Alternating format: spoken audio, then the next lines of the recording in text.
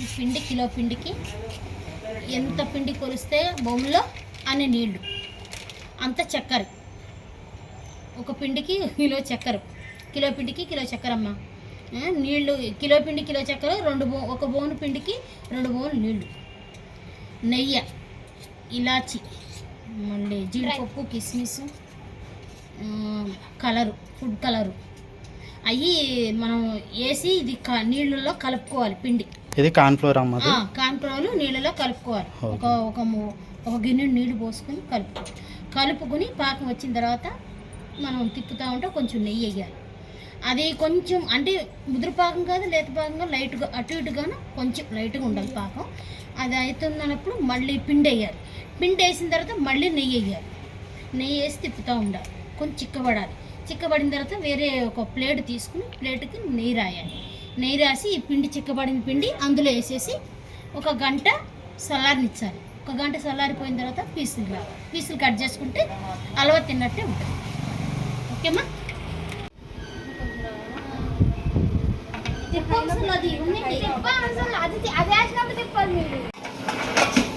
తెప్పరా చిన్నడా dry fruits తిప్పో sir.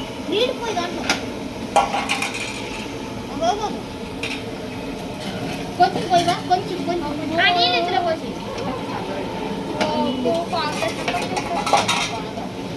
Food colour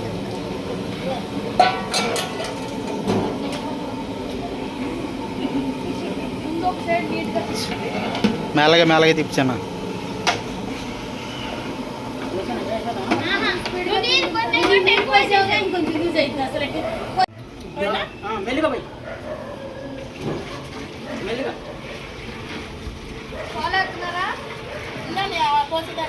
cornflour.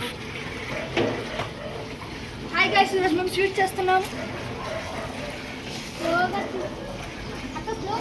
Halwa sweet.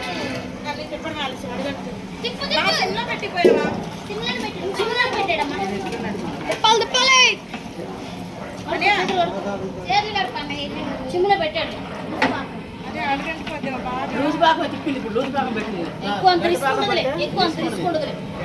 ఎందుకంటే ఇప్పుడు అయిపోతుంది కదా. ఈడో తీయండి. హల్వాలే లేదు ఇది. గైస్ మీకు పిస్తా మిల్క్ ఎవరెవరు కావాలో చేతులు ఎట్టండి, వాళ్ళకి ఇస్తాం వచ్చి యూట్యూబ్లో.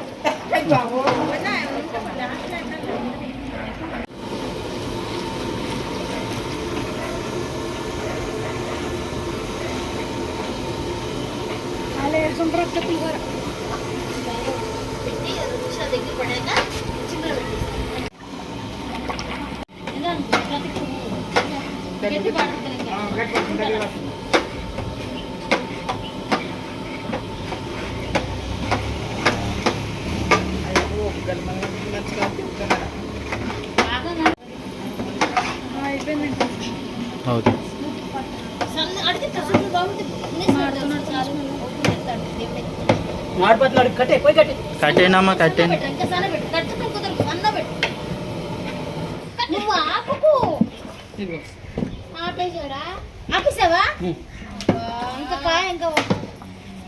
తిప్పాలి అంతే అక్క. అడగంటుంది కానీ రావాలి, ఇంకా రావాలి.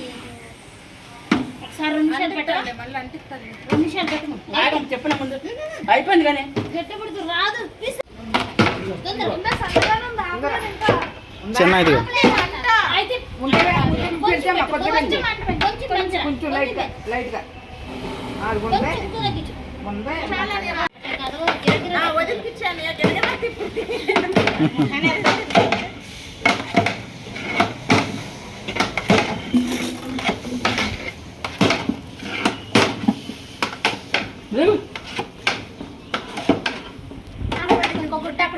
దేవుడు ఏం చేస్తాడో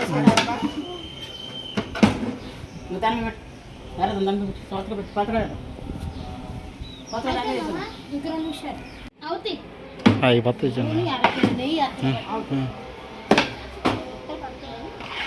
పోతే పోయింది. పై తిప్పు, పైన కలవాలి. కొంచెం రావాయితే అందులో వేయడానికి. అందులో వేస్తే ఒకళ్ళు ఎవరుస్తూ ఉంటారు. పంచదార కేజీ కార్న్ఫ్లోర్కి అమ్మ. కేజీ కార్న్ఫ్లోర్కి కేజీ పంచదార.